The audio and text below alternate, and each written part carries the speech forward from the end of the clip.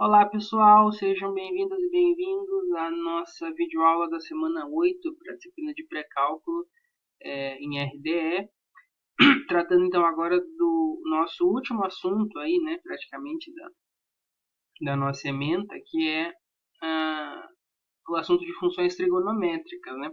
Depois disso a gente vai ter um tópico facultativo, né, extra sobre números complexos, mas essencialmente o último tópico do pré-cálculo mesmo vai ser esse de funções trigonométricas e depois funções trigonométricas inversas. Não sei se a gente vai conseguir fazer nessa mesma videoaula, talvez fique para a semana que vem, ou talvez fique já nessa videoaula. Vamos ver. Então, para tratar, né, das funções trigonométricas, a gente tem que primeiro fazer uma revisão da maneira mais concisa possível, né, de trigonometria. Esse assunto, pessoal, claro que é um assunto muito vasto, né? Eu recomendo, por exemplo, esse livro aí, é um livro base, né, do IESE, o volume 3 do Fundamentos da Matemática Elementar, que trata de trigonometria, né? É um livro de mais de 100 páginas aí, tratando sobre diversos assuntos da trigonometria. Claro que a gente vai reduzir bastante, né, esse assunto e recordar o básico para a gente conseguir compreender aí as funções trigonométricas, tá bom? Seno, cosseno, tangente, cotangente, secante, cossecante. Então, como sempre, né, pessoal, a gente vai começar pela trigonometria no triângulo retângulo, para depois estender as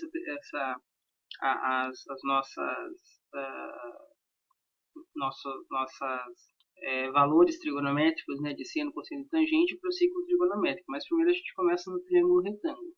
Então eu vou colocar aqui para a gente, só para a gente lembrar, né, a soma dos ângulos internos de um triângulo é 180 graus. Essa soma então é igual a 180 graus. E um triângulo retângulo é um triângulo, né, que possui um ângulo de 90 graus, exatamente 90 graus, que é o que a gente chama de ângulo reto. Aliás, a gente pode recordar aqui um pouco da nossa geometria plana. Esse material é uma apostila de geometria plana do professor Lucas Barbosa Pelissari, ali do campus também, tá? Então, quanto aos ângulos, né, a gente sempre compara com o ângulo reto de 90.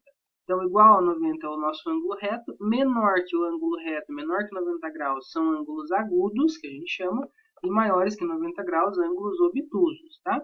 E aí a gente tem certa congruência, né, e certas nomenclaturas. Então, ângulos opostos pelo vértice têm sempre a mesma medida, né? Então, se eu tenho aqui dois segmentos de reta, né, secantes, que se intersectam, e o ângulo aqui formado entre eles alfa, esses dois ângulos, né, que são opostos aqui pelo ponto de interseção, né, pelo vértice, tem a mesma medida.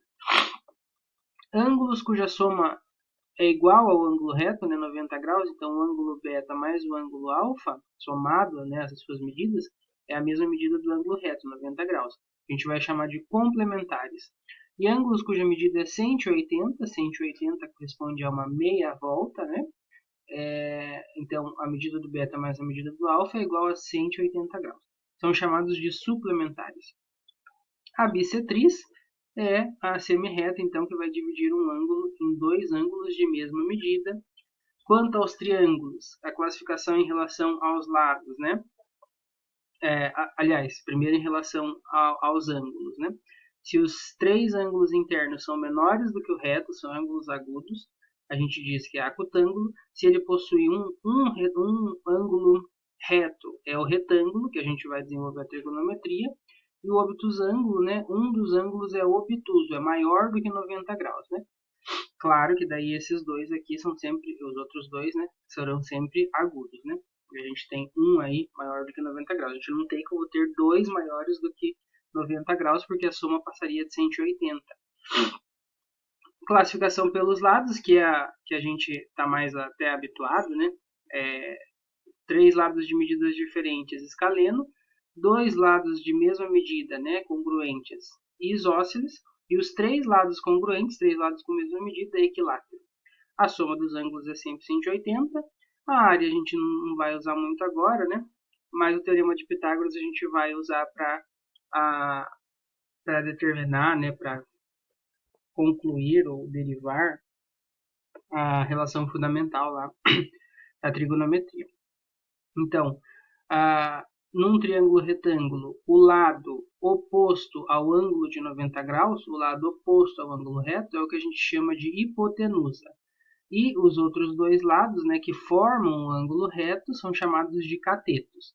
Claro que a gente já vai ver, né, em relação aos ângulos aqui, pode ser o cateto adjacente ou o cateto oposto, tá? Mas o importante é que a soma o quadrado da hipotenusa é igual à soma dos quadrados dos catetos, né? Elevar aqui ao quadrado dos catetos e somar, dá igual ao quadrado da hipotenusa. Semelhança de triângulos, a gente vai usar também, provavelmente, lá na cotangente, cossecante e secante. Então, a gente diz que são semelhantes se os ângulos internos são congruentes, têm a mesma medida, e se os lados são proporcionais, e aí eles satisfazem lá, né, o teorema de Thales, para uma certa razão de proporcionalidade. Então, os lados correspondentes, né, opostos aos ângulos congruentes, né? Então, por exemplo, o A é o lado oposto ao ângulo em azão, e o Dzinho é o lado oposto ao ângulo em Dzão. E o ângulo azão e o ângulo em Dzão são congruentes. Então, esses dois lados é que são proporcionais, né? Então, A está para D, assim como B está para E, assim como C está para F, tá? Lados correspondentes. E isso é uma razão, dá uma razão de semelhança K, não só para os lados, tá? As alturas também satisfazem essa razão de semelhança, bissetrizes e outros, tá bom?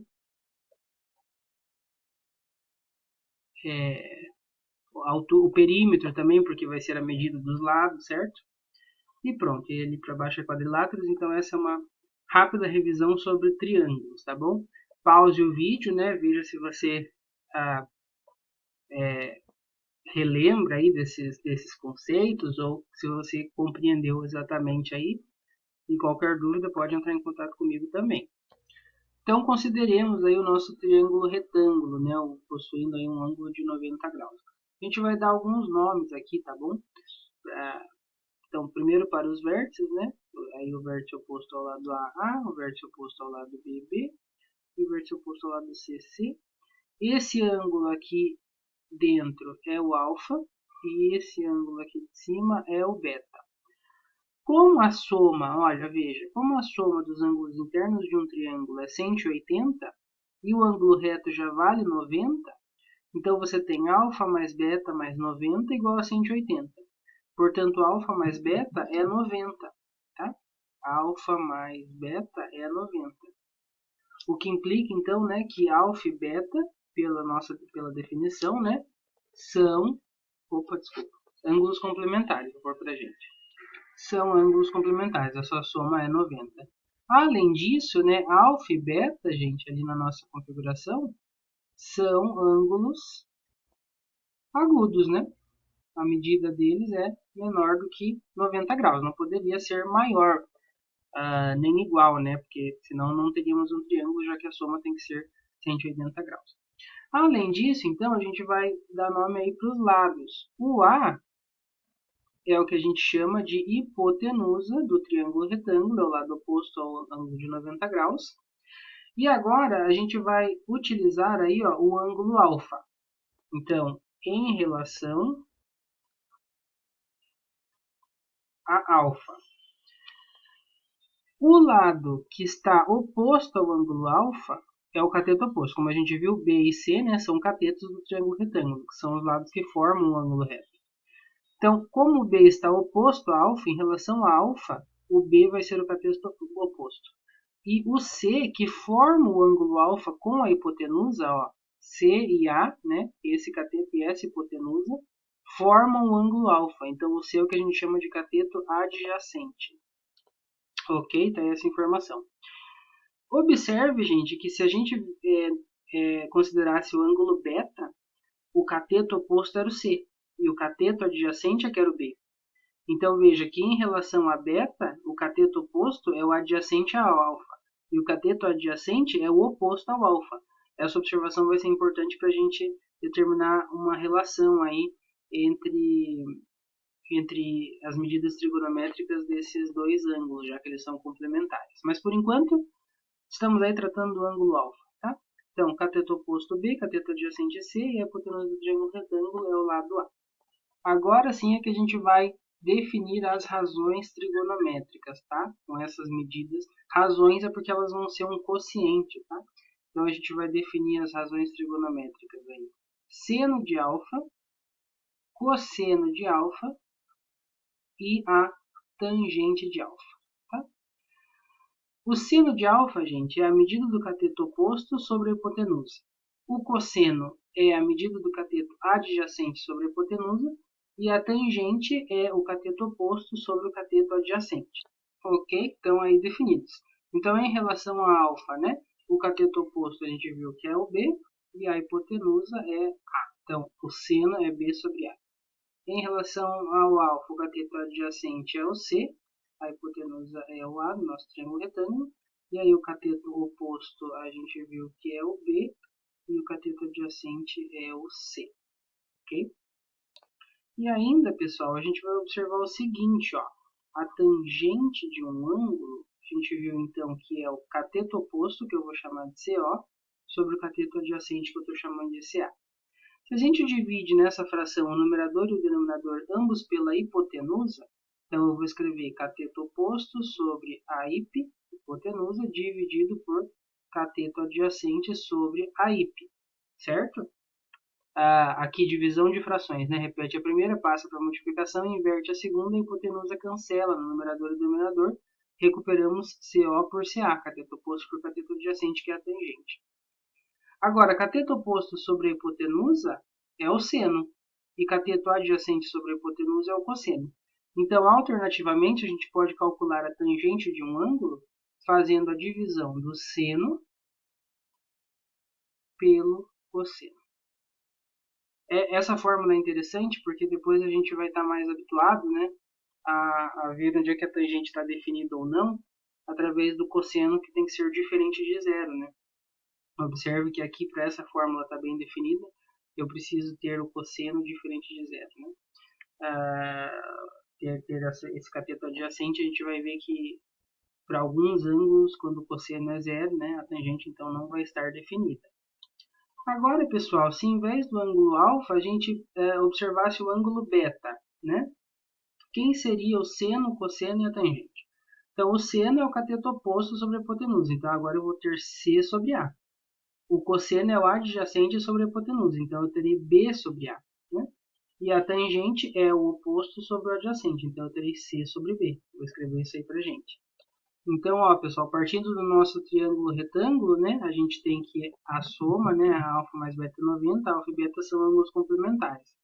O que implica, então, que o nosso alfa, né, a gente pode escrever como 90 menos beta. Calculando, então, o seno é cateto oposto sobre a hipotenusa.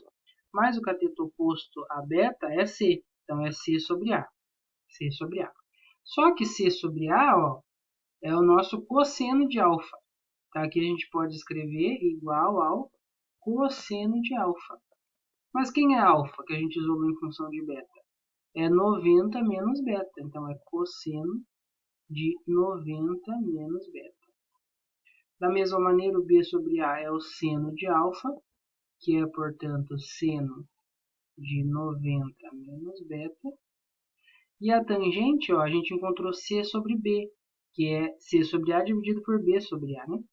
Só que a tangente do alfa é B sobre C, é o inverso, né? Então, a gente escreve 1 sobre B sobre C, né? Porque aí a gente repete a primeira que é 1, inverte a segunda, né? Passa a multiplicação, inverte a segunda, vai dar exatamente o C sobre B.